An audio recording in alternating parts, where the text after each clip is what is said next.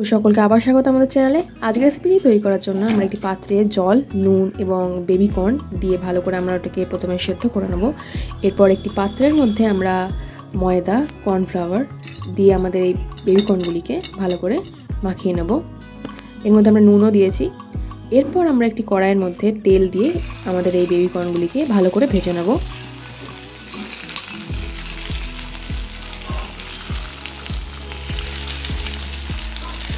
তো baby কর্নগুলিকে golden brown হওয়া পর্যন্ত আমরা ভালো করে ভেজে নেব।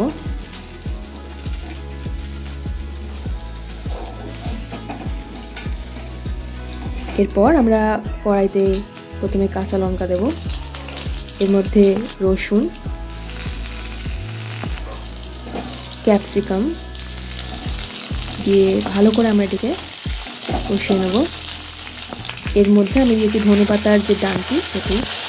এরপর আমরা এর মধ্যে দেবো জল,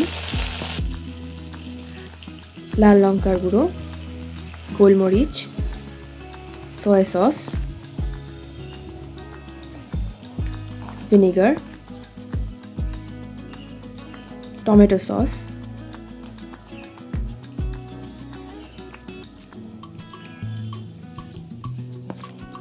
নুন, চিনি এবং এই কর্নফ্লাওয়ারের স্লারি।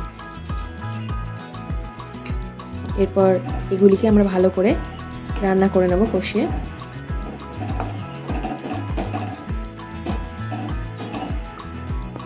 এরপর আমাদের এই বেবি কর্নগুলিকে আমরা এর মধ্যে দিয়ে ভালো করে আবার রান্না করে নেব।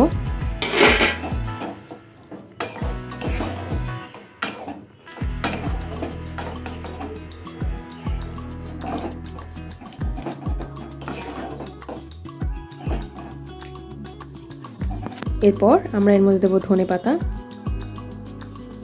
দিয়ে আবার আমরা ভালো করে কষিয়ে নেব।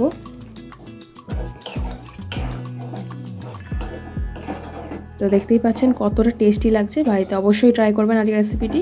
তো দেখা হচ্ছে পরের ভিডিওতে।